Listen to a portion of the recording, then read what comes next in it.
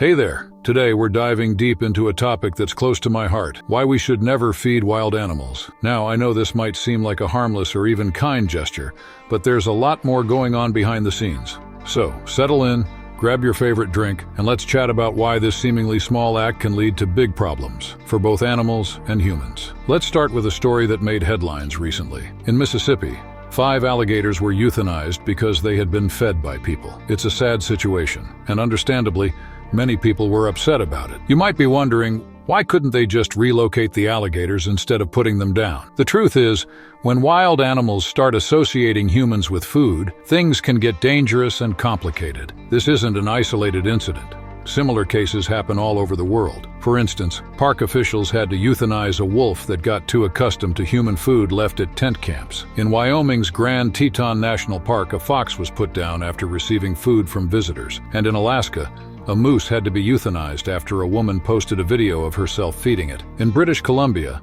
authorities spent 2 months tracking down a coyote that had developed a taste for human food, ultimately leading to its euthanasia. It's heartbreaking, but these actions are sometimes necessary to protect both humans and the animals themselves. So why do fed animals often end up being euthanized? The answer lies in the behavioral changes that occur when wild animals start seeing humans as a source of food. Wild animals have an instinctive fear of humans, which is a natural defense mechanism. However, when they are fed by people, they lose this fear. They start approaching humans more frequently, sometimes even demanding food.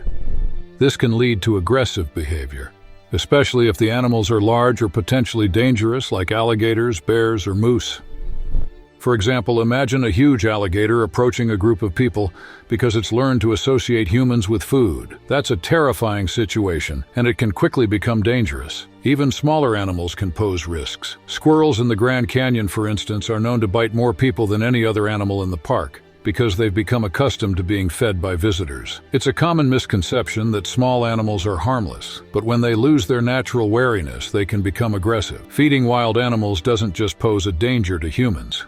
It's also harmful to the animals themselves. Let's take bears as an example. Bears that consume human food spend significantly less time foraging in the wild. They don't have to search for food as much, which means they get less exercise and can become overweight. While bears are naturally equipped to handle extra weight, this unnatural diet can have serious consequences. For instance, bears that consume human food tend to spend 42 days less in hibernation compared to those that stick to their natural diet. This lack of proper hibernation accelerates aging and can lead to a host of health issues. The diet of these bears also becomes less varied. In their natural environment, they consume a wide range of foods that contribute to a healthy digestive system. However, human food often lacks the necessary nutrients and can be harmful. When bears eat human food, it reduces the variety of microorganisms in their digestive system. This reduction can make it difficult for them to extract nutrients from their natural food if they switch back. For instance, they might struggle to break down fiber, an essential part of their diet. This can lead to malnutrition,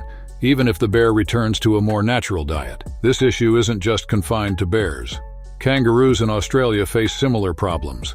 Tourists love feeding them snacks like bananas, nuts, carrots, bread, and even chocolate. However, kangaroos have a highly sensitive digestive system that's predominantly plant-based. Human snacks can cause them to become sick, leading to digestive problems and even death. Feeding kangaroos also disrupts their natural behavior. They stop foraging for their natural food and fail to teach these essential survival skills to their young. The result is a population of kangaroos that are dependent on humans for food, which is unsustainable and dangerous. The consequences of feeding wild animals extend beyond individual species. It can disrupt entire ecosystems. When animals like deer are fed by humans, they might stay in one area instead of roaming freely to find food. This change in behavior can affect predators that rely on these animals for food. For example, wolves and coyotes may venture into human-populated areas following their prey, increasing the likelihood of human-wildlife conflicts.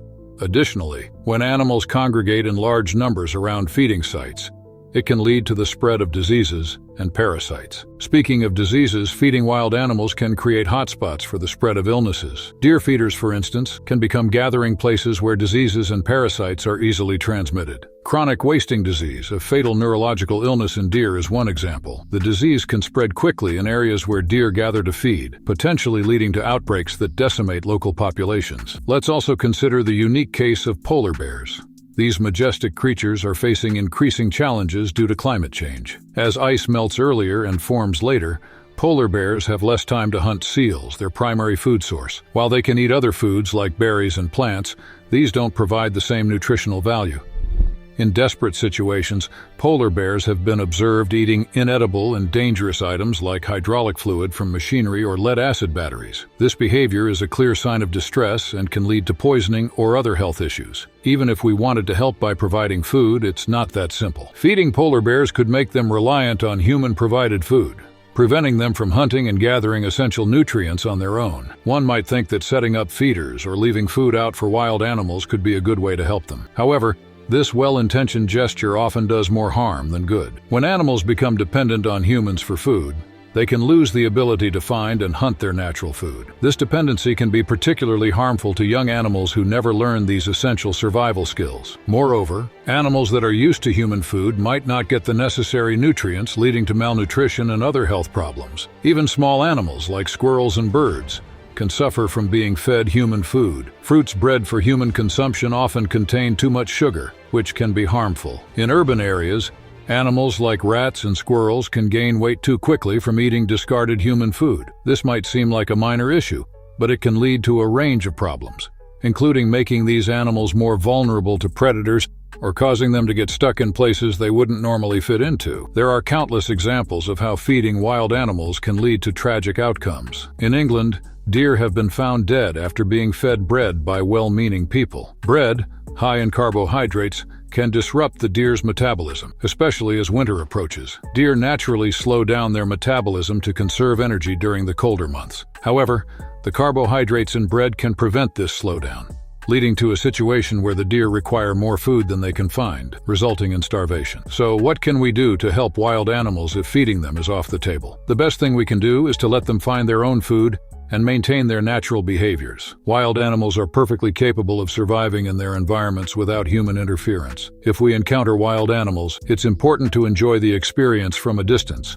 and not interfere with their natural activities. Additionally, following guidelines in parks and natural areas, such as not leaving food out and keeping a safe distance from wildlife, can go a long way in preventing these issues. Education and awareness are key. By understanding the consequences of feeding wild animals, we can make better choices that protect both the animals and ourselves. In the end, the most compassionate thing we can do for wild animals is to respect their natural ways of living. By not feeding them, we allow them to maintain their natural behaviors, health, and the delicate balance of their ecosystems. So next time you're tempted to share a snack with a cute squirrel or a curious deer, remember that the best way to help is to let them be wild. Thank you for taking the time to learn about this important issue. It's crucial to spread awareness about the negative impacts of feeding wild animals. Together, we can make a difference by respecting wildlife and their natural habitats. Let's do our part to keep wild animals wild and safe.